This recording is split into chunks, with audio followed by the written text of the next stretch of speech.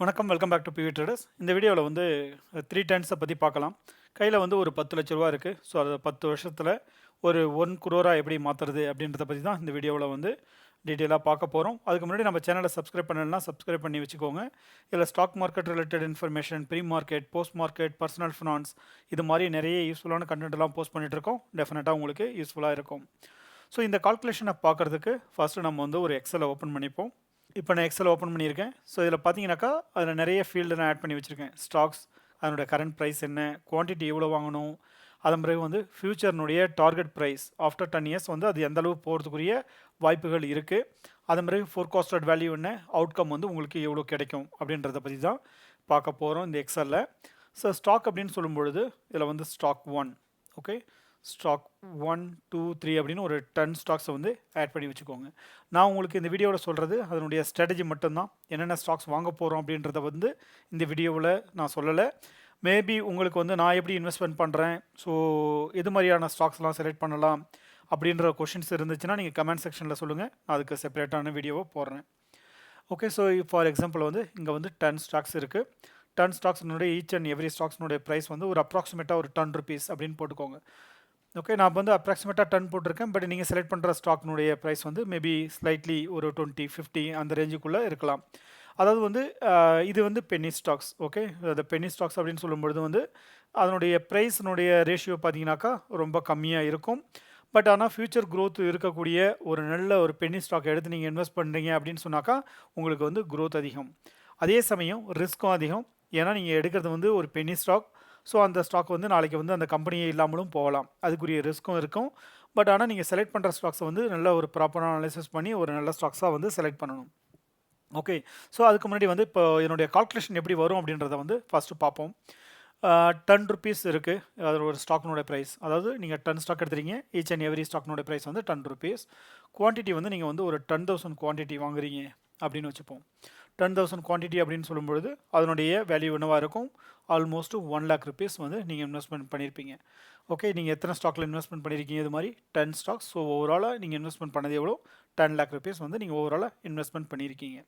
இது வந்து invested value. இது வந்து தப்பாக இருக்குது. ஸோ அதை வந்து இன்வெஸ்டட் வேல்யூ அப்படின்னு நான் மாற்றிக்கிறேன். ஓகே, இது வந்து இன்வெஸ்டட் வேல்யூ. நீங்கள் இன்வெஸ்ட்மெண்ட் பண்ணியிருக்கிறது 1 lakh rupees. ஓகே, ஓவரால் நீங்கள் வந்து 10 lakh rupees வந்து நீங்கள் இன்வெஸ்ட்மெண்ட் பண்ணியிருக்கீங்க. இப்போ நம்ம ஃபோர்காஸ்டட் வேல்யூ வந்து அப்டேட் பண்ணுவோம். ஓகே, ஸோ இதில் வந்துட்டு நீங்கள் இதில் வந்து ஒரு இப்போ இன்றைக்கி 10 rupeesல இருக்குது அந்த ஸ்டாக்ஸ் வந்து ஒரு 10 இயர்ஸ்க்கு அப்புறம் என்னவா மாறி இருக்கிறதுக்குரிய வாய்ப்பு இருக்குது அப்படின்றத பார்ப்போம். இது வந்து பென்னி ஸ்டாக்ஸ் அப்படின்றதுனால சில கம்பெனிஸ் வந்து இல்லாமல் போகிறதுக்குரிய வாய்ப்புகளும் இருக்கும். சில கம்பெனிஸ் ஸ்டாக்ஸ்லாம் பார்த்தீங்கன்னாக்கா அதே ரேஷியோவில் இருக்கும். சிலது வந்து அதை விட வந்து ஒரு 6-7 பாயிண்ட்ஸ் வந்து கீழே வந்து ட்ரேட் ஆகிட்டு இருக்கும். ஸோ நீங்கள் அப்ராக்சிமேட்டாக வந்து மெஜாரிட்டி ஆஃப் தம் வந்து நான் 0னே பண்ணிக்கிறேன். ஏன்னா மேபி அந்த கம்பெனிஸில் இல்லை அப்படின்ற கணக்கில் வரும். ஓகே, இதில் வந்து அவுட் ஆஃப் 10 வந்து உங்களுக்கு 1 பிக்கப் ஆகிடுச்சு அப்படின்னு வச்சுக்கோங்க. ஒன்று வந்து ஒரு 850 போயிடுச்சு. ஸோ மற்றது எல்லாமே வந்து ஆல்மோஸ்ட் 0வில் இருக்குது. ஒன்று வந்து அரௌண்டு 150 போயிருக்கு. ஸோ அரௌண்டு இன்னொன்று வந்து ஆக்சுவலி மேபி 8 அல்லதுனா இன்னொன்று வந்து 4 இல்லைனா மேபி 0 அப்படின்னு வச்சுக்கோங்க. ஸோ இந்த ரேஷியோவில் வந்து ட்ரேட் ஆகிட்டுருக்கு அப்படின்னு வச்சுக்கோங்க. ஸோ இதனோட அவுட்கம் என்னவாக இருக்கும் அப்படின்றத பாருங்கள். ஸோ இதனோட அவுட்கம் இங்கே என்னவாக இருக்கும், 10,000 குவான்டிட்டி வாங்கியிருக்கீங்க. இப்போ அதனோட வேல்யூ வந்து 0 ஆகிடுச்சு. மேபி உங்களுக்கு வந்து புக் வேல்யூ கிடச்சிருக்கும். மேபி இந்த ஸ்டாக் வந்து புக் வேல்யூ வந்து 2 rupees அல்லது 3 rupees அப்படின்னு வச்சுருந்தாங்கனாக்கா அதனுடைய புக் வேல்யூ பேஸ் பண்ணி 10,000 into that value maybe 20,000 something உங்களுக்கு கிடச்சிருக்கலாம். பட் ஆனால் நான் இங்கே வந்து 0னே கால்குலேட் பண்ணிக்கிறேன். ஓகே, இது வந்து 0. ஸோ நான் இதை வந்து 0ன்னு போட்டுக்கிறேன். அதுக்கு அடுத்தது பார்த்தீங்கன்னா இந்த 850 பொழுது 850 இன்ட்டு 10,000. அதாவது நீங்கள் இங்கே செலக்ட் பண்ணுற ஸ்டாக்ஸில் எல்லாமே வந்து ஒரு நல்ல ஸ்டாக்ஸாக, ஒரு ஃப்யூச்சர் க்ரோத் இருக்கக்கூடிய செக்டராக, ஒரு நல்ல ஸ்டாக்காக பார்த்து செலக்ட் பண்ணணும். அவுட் ஆஃப் 10ல் உங்களுக்கு 1 கிளிக் ஆனால் கூட உங்களுக்கு எல்லாமே வந்து காம்பன்சேட் ஆகிடும். இப்போ இதில் பார்த்தீங்கன்னாக்கா 850 இன்ட்டு 10,000, 10,000க்கு 4 times 0 கரெக்டாக. ஸோ 10,000 போட்டாச்சு. ஓகே, இது வந்து 85 lakhs ஆகிடுச்சு. ஸோ அரௌண்டு இங்கே வந்து பார்த்தீங்கன்னாக்கா 0 இதில் எப்படியா இருந்தாலும் ஒன்று வந்து 150 அந்த ரேஞ்ச் போகும். ஸோ அதில் வந்து 150 அப்படின்னும் பொழுது அது அரௌண்டு 15 lakhs ஆகிடுச்சு. Okay, I think 10 missing, added 10 also, so not 10 missing, correct, yeah, this is right. And இதில் வந்து பார்த்தீங்கன்னாக்கா 80,000 வரைக்கும் போயிருக்கலாம். அடுத்தது இது வந்து 40,000. ஏன்னா நீங்கள் 10,000 குவான்டிட்டி வாங்கியிருக்கீங்க. ஸோ அதனால் வந்து இது வந்து அரவுண்டு 40,000. இது வந்து 0. ஸோ இது வேல்யூ என்ன வந்திருக்கு அப்படின்னு பார்த்தீங்கன்னாக்கா ஓவராலாக உங்களுக்கு 1,12,00,000 சம்திங் உங்களுக்கு இதில் வந்து அவுட்கம் கிடைக்கும். ஸோ இது எதை பேஸ் பண்ணி நம்ம சொல்கிறோம் அப்படின்னு சொன்னாக்கா நீங்கள் செலக்ட் பண்ணக்கூடிய ஸ்டாக்கை பேஸ் பண்ணி நம்ம சொல்கிறோம். இந்த ஸ்டாக் செலெக்ஷன் அப்படின்னு சொல்லும்பொழுது நீங்கள் கொஞ்சம் கேர்ஃபுல்லாக பண்ணணும். ஸோ இதுக்கு முன்னாடி நம்மளோட வீடியோவிலையும் சொல்லியிருப்போம், இந்த ஃபண்டமெண்டல் அனாலிசிஸ், டெக்னிக்கல் அனாலிசிஸ், அந்த ஸ்டாக்கினுடைய மூவ்மெண்ட் இதை பற்றி உங்களுக்கு நல்லா தெரியணும்.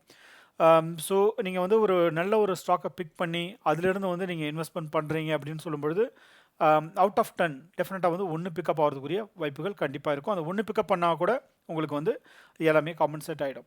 இதில் ஒரு ஸ்டாக் வந்து அரௌண்டு இந்த 150 போச்சு இல்லைங்களா, இந்த 150 வந்து உங்களை வந்து பேக்கப் பண்ணிடுச்சு. ஓகே, ஒரு ஸ்டாக்கே வந்து உங்களுக்கு பேக்கப் பண்ணிடுச்சு. இன்னொரு ஸ்டாக் 850 போனதுன்றது வந்து உங்களுக்கு வந்து ஒரு நல்ல க்ரோத் கொடுத்தது. அதாவது இந்த மியூச்சுவல் ஃபண்ட் கம்பெனிஸ் எல்லாமே வந்து எஸ்பெஷலி வந்து இந்த ஸ்மால் கேப் ஃபண்டில் பார்த்தீங்கன்னாக்கா இந்த மியூச்சுவல் ஃபண்ட் கம்பெனிஸ் எல்லாமே இது மாதிரி தான் இன்வெஸ்ட்மெண்ட் பண்ணுவாங்க. மியூச்சுவல் ஃபண்டில் வந்து அவங்களுடைய மந்த்லி சிப்பை பேஸ் பண்ணி இன்வெஸ்ட்மெண்ட் பண்ணிகிட்டே இருப்பாங்க. அந்த அமௌண்ட்லாம் உங்களுக்கு வந்து டெய்லி பேசிஸில் வந்து ஆட் ஆகிட்டே வரும். ஸோ அந்த அமௌண்ட்டை வந்து அவங்க டிஃப்ரெண்ட் செக்டரில் ஹியூஜ் அமௌண்ட்டும் வாங்குவாங்க. ஃபார் எக்ஸாம்பிள் பார்த்தீங்கன்னா ஸ்மால் கேப்லேயே வந்து 300-400 ருபீஸ் உள்ள ஸ்டாக்ஸ்லாம் இருக்குது. அந்த மாதிரி ஸ்டாக்ஸ்லாம் வந்து ஆட் பண்ணி வைப்பாங்க. ஸோ அந்த ஸ்டாக்ஸ்லாம் ஆட் பண்ணும்பொழுது அது வந்து ஓரளவு இன்னமும் வந்து க்ரோத்துக்குரிய வாய்ப்புகள் இருக்கும். இந்த பென்னி ஸ்டாக்ஸ் அப்படின்னு சொல்லும்போது இது லெஸ் தென் 10 அப்படின்னு சொல்லும்பொழுது இதில் எந்த ஸ்டாக்ஸ் வந்து மேலே வரும், எந்த ஸ்டாக்ஸ் வந்து மேலே வராது அப்படின்றது நமக்கு வந்து பார்த்த உடனே தெரியாது. ஸோ நீங்கள் வந்து அதை அனலைஸ் பண்ணணும். பட் ரிஸ்க் இருக்குது, டெஃபினட்டாக ரிஸ்க் இருக்குது. ஏன்னா நீங்கள் வாங்குறது வந்து பென்னி ஸ்டாக். நாளைக்கு வந்து இந்த பென்னி ஸ்டாக், அதாவது நீங்கள் வாங்கின 10 ஸ்டாக்ஸுமே வந்து எல்லாமே 0 ஆகிடுச்சுன்னா உங்களுக்கு வந்து லாஸ் ஆகிறதுக்குரிய வாய்ப்புகளும் இருக்குது. பட் பென்னி ஸ்டாக்கை பொறுத்த வரைக்கும் நீங்கள் அனலைஸ் பண்ணுறது கொஞ்சம் கரெக்டாக இருக்கணும். ஸோ அந்த அனலைஸ் ப்ராப்பராக பண்ணி ஸோ அந்த கம்பெனியினுடைய கம்ப்ளீட் ட்ரெண்டை பார்த்து ஸோ அவங்க அந்த கம்பெனி மேலே ஒரு நல்ல ட்ரஸ்ட் இருக்குது அப்படின்னா அப்போ மட்டும்தான் அந்த கம்பெனியில் வந்து இன்வெஸ்ட்மெண்ட் பண்ணணும். அது மாதிரியே நீங்கள் வந்து இந்த 10 கம்பெனி செலக்ட் பண்ணுறீங்க இல்லைங்களா, எல்லாமே வந்து டிஃப்ரெண்ட் செக்டராக இருக்கிறது சேஃப்டியாக இருக்கும். மேபி ஒன் செக்டரில் மேபி மேக்ஸிமம் 2 ஸ்டாக்ஸ் தான் நீங்கள் ஆட் பண்ணலாம். எல்லா செக்டர்லேயும் வந்து அது மீன் ஒரே செக்டரில் வந்து எல்லா கம்பெனியும் ஆட் பண்ணிங்கனாக்கா என்டையர் செக்டரே கீழே போகும் அப்படின்னு சொன்னாக்கா உங்களுக்கு அதில் ரிஸ்க்கு வந்து கொஞ்சம் அதிகமாகவே இருக்கும். ஸோ நீங்கள் வந்து டைவர்சிஃபை பண்ணி டிஃப்ரெண்ட் செக்டரில் ஒரு நல்ல ஸ்டாக்ஸ்லாம் வந்து செலக்ட் பண்ணி இதில் வந்து இன்வெஸ்ட்மெண்ட் பண்ணுறீங்கனாக்கா உங்களுக்கு வந்து க்ரோத்துக்குரிய வாய்ப்புகள் அதிகம். அதாவது 10 lakhs to 1 crore அப்படின்றது 10 மடங்கு வந்து 10 வருஷத்தில் இன்க்ரீஸ் ஆகுது. நார்மலாக பார்த்தீங்கன்னாக்கா நீங்கள் எஃப்டிலாம் போட்டிங்கனாக்கா ஒரு 7% அல்லது வந்து 6.5% அப்படின்னு எடுத்திங்கனாக்கா உங்களுக்கு வந்து அது வந்து டபுள் தான் ஆகும். ஓகே, ஸோ இது வந்து நீங்கள் 10 மடங்கு இன்க்ரீஸ் பண்ணுறீங்க அப்படின்னும் பொழுது அதனுடைய ரிஸ்க்கும் அதிகம். இந்த 10 lakhs வந்து நீங்கள் லூஸ் பண்ணுறதுக்குரிய வாய்ப்பும் இருக்கலாம். நீங்கள் செலக்ட் பண்ணக்கூடிய ஸ்டாக்ஸ் வந்து ஒரு நல்ல ஸ்டாக்காக இல்லை அப்படின்னு சொன்னாக்கா. ஸோ அதனால் வந்து இதில் ரிஸ்க் அதிகம், அதே சமயம் வந்து ரிவார்டும் அதிகம். 10 மடங்கு வந்து இன்க்ரீஸும் ஆகும்.